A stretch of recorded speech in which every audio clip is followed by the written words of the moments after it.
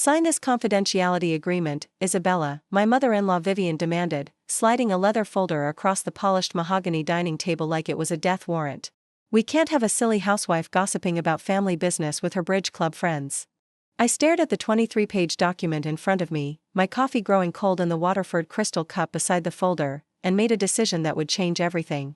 I smiled exactly the way they expected me to smile, that soft, accommodating smile of a woman who learned to disappear into the role assigned to her, and I picked up the Mont Blanc pen they provided without reading a single word of what I was signing.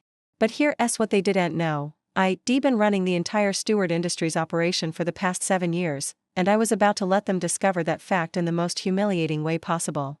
The story started on my wedding day, 6 years ago. I'd married Michael Stewart after 3 years of dating, and I'd walked into his family's world expecting to find a warm, welcoming place. What I found instead was a dynasty built on outdated assumptions about women, money, and power. Michael's father, Robert Stewart, had built Stewart Industries into a $4.2 billion manufacturing and logistics company over 40 years. His 3 sons, Michael, Charles, and David, were all positioned to inherit significant stakes in the business. Michael, the middle son, held the official title of Chief Operating Officer. Charles ran the European divisions. David managed the financial portfolios. What nobody knew was that Michael had spent 2 decades slowly developing severe anxiety and depression. He'd hidden it from his family, hidden it from his colleagues, and initially hidden it from me. But 6 months into our marriage, he suffered a breakdown so profound that he couldn't get out of bed for 3 weeks. His psychiatrist recommended medical leave. The family called it weakness. Robert Stewart refused to acknowledge his son's mental health crisis. In his worldview, men worked, and they worked through pain. Stoicism wasn't a choice, it was a requirement. Michael's admission that he was struggling felt to his father like a betrayal of the Stewart family legacy. "If you can't handle the pressure, you shouldn't have a position of responsibility," Robert had said to Michael during one of their conversations, which really meant Robert lecturing and Michael listening while his hands shook with anxiety. Michael asked me if I would help. Not officially, he knew his family would never agree to that. But privately, he'd ask me to sit in on calls with him, to take notes, to help him organize his thoughts. Then, gradually, the calls stopped being with him and started being for him. He'd hand me his laptop and say, "Can you just handle this?" And I would. I was a Yale-educated business analyst before I married Michael. I'd worked at Deloitte for 4 years, handled complex financial systems, managed teams of 12. I'd voluntarily left that career when Michael and I had our first child, because he asked me to, because he said he needed support at home, because the Stewart family culture made it clear that ambitious women were seen as threats to ambitious men. So I became what they expected, a wife. A mother. Someone who smiled at charity galas and wore the right designer clothes and pretended that my MBA was something I'd achieved in the distant past and shouldn't think too much about anymore. But in the privacy of our home, I was running a $4.2 billion company. It started small. I'd help Michael with quarterly reports. Then I was helping him with strategic planning. Then I was essentially making all the strategic decisions and he was just providing his signature on the documents. When Robert started complaining about quarterly earnings, Michael, with my encouragement, suggested that I develop a new cost management system. "My wife has an idea about logistics optimization," Michael told his father during a board meeting. Robert had laughed. Actually laughed. "Your wife? What does your wife know about logistics?" "More than I do," Michael had admitted, and to his credit, I'd loved him for that honesty. I'd implemented the system anyway, working through Michael's position as COO. Within 6 months, the company had improved efficiency by 34%, saving $87 million annually. Nobody asked me about it. They credited Michael. Michael knew the truth. And I knew that he was grateful not to have to do the work that was killing him. Over the next 7 years, I essentially became the operational backbone of Stewart Industries. I redesigned supply chains. I restructured the European divisions to address Charles's management failures. He was promoted to his position solely because he was a Stewart man, not because he had any actual competence. I identified which of David's investment strategies were based on outdated market analysis. I built systems. I fixed problems. I made Michael Stewart look like a brilliant COO, because I was brilliant, and I was doing his job. Michael's mental health improved significantly during this time. With the weight of the business lifted, he could focus on therapy, medication, and healing. He started a foundation focused on workplace mental health. He became involved in his children's lives in a way he'd never been able to before. He was happy. And I was secretly the most powerful person in the Stewart family, answering to no one, responsible for everything, and receiving credit for none of it. The problem started when Robert died. He had a massive heart attack on a golf course in Miami. Sudden. Final. Unexpected. And his will revealed something shocking. He'd left his stake in the company to a trust, which meant the board would need to elect a new chairman. The family gathered in the same dining room where this story begins, and Robert's widow, Vivian, the matriarch, decided that the time had come to protect the family interests. Which meant making sure I understood my place. We can't have a silly housewife gossiping about family business with her bridge club friends, Vivian had said, sliding that NDA across the table with what I can only describe as premeditated cruelty. She knew I hadn't worked outside the home in 6 years. She knew that the family narrative had completely erased my professional background. She knew that framing me as a gossiping housewife was designed to be maximum humiliation delivered with the veneer of practical concern.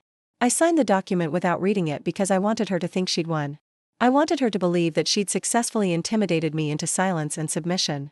I wanted her to feel secure in her assumption that I was exactly what she described, a silly housewife playing dress-up in her husband's professional life. I signed that NDA because I knew that within 3 weeks, it would become the least of my concerns. What nobody had anticipated was that the board of directors would need to conduct a comprehensive audit before selecting a new chairman. They needed to understand the company's current operational state, its vulnerabilities, its strengths. And that meant they needed access to the person who actually understood how all of the systems worked. 2 weeks after signing the NDA, the company's external auditor, a woman named Dr. Patricia Chen from Ernst & Young, showed up at the Stewart Industries headquarters asking to speak with the person responsible for operational strategy and day-to-day management decisions. Michael immediately panicked. "They're asking for whoever designed the logistics restructuring," Michael told me that night, his voice shaking with old anxiety returning. "The auditor specifically wants to understand the supply chain optimization." "I don't. I can't explain it. You know that. You designed it." "Tell them I designed it," I said quietly. "I can't do that. My family." "Michael, your father is dead.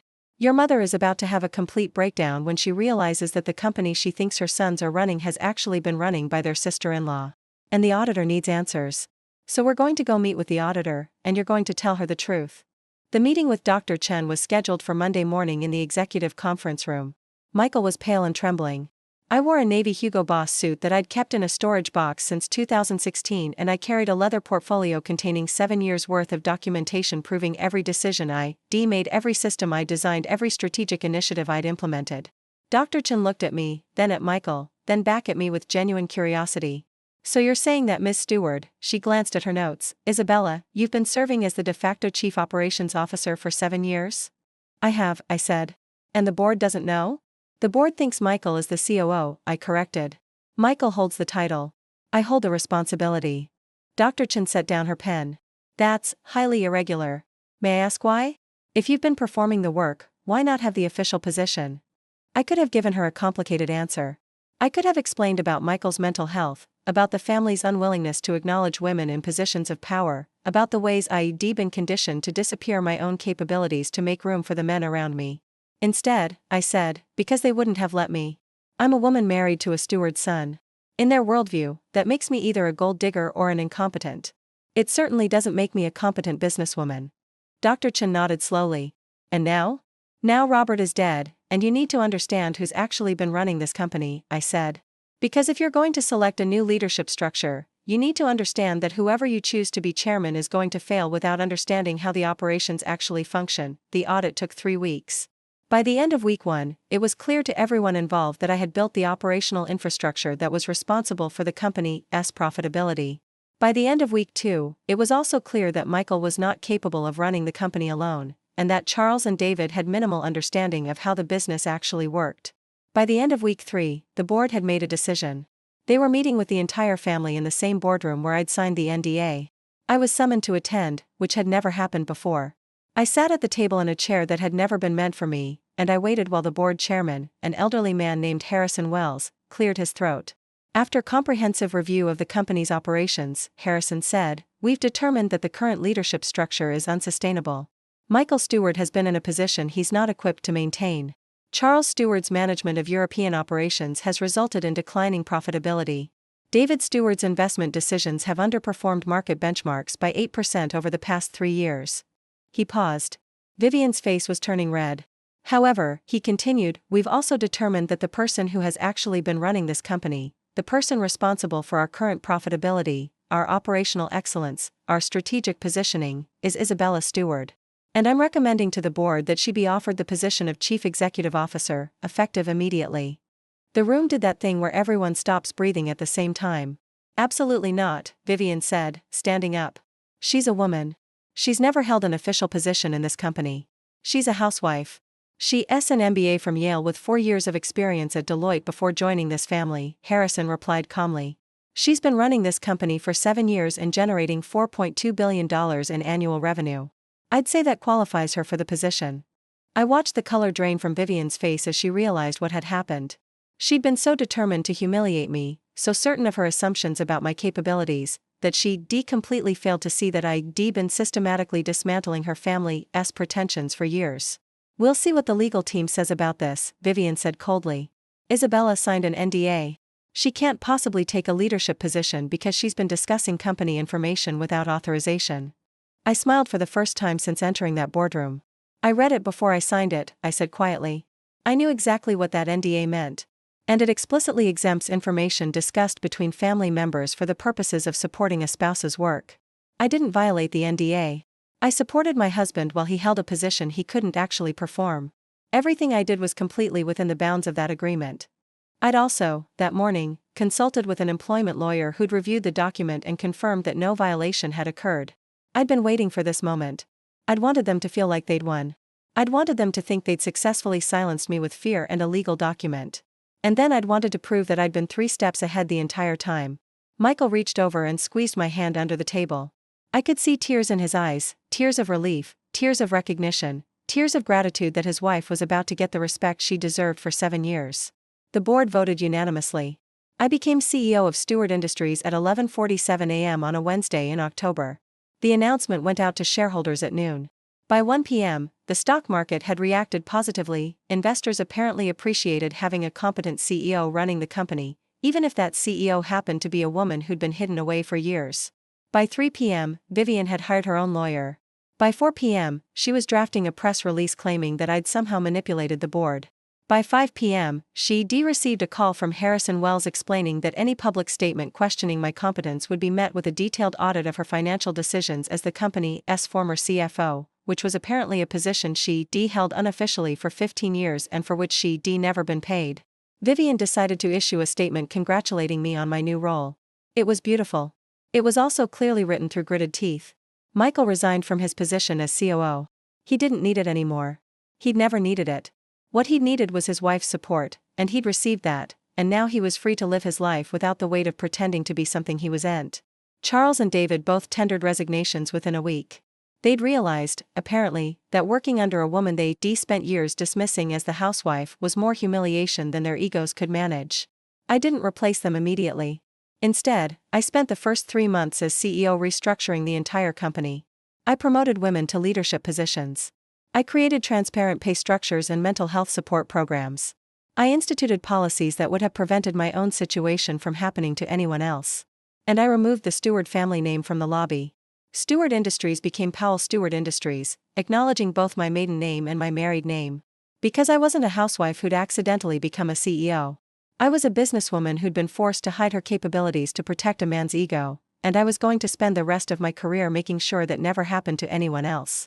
6 months into my tenure, Vivian requested a meeting. I almost didn't take it. But I did. Because I'm not the kind of person who becomes cruel when she gains power. I'm the kind of person who becomes more careful, more strategic, and more committed to justice. Vivian sat across from me in my office, the office that used to be her husband's, the office she'd probably assumed would go to one of her sons. I came to apologize, she said quietly. I underestimated you. I was wrong. Yes, you were, I agreed. But more importantly, you were wrong about a lot of women. You were wrong about me. You were wrong about any woman you've ever assumed was just a housewife. You were wrong to think that women who choose to support their families aren't also capable of running companies. You were wrong to think that my role as a wife and mother somehow erased my professional capabilities. I know, Vivian said. The question, I continued, is what you're going to do with that knowledge. Are you going to spend the rest of your life regretting that you didn't see my value? Or are you going to help me make sure that no other woman has to sign away her professional identity just to have a voice in her own family's future? Vivian thought about that for a long moment. I'd like to help, she said finally.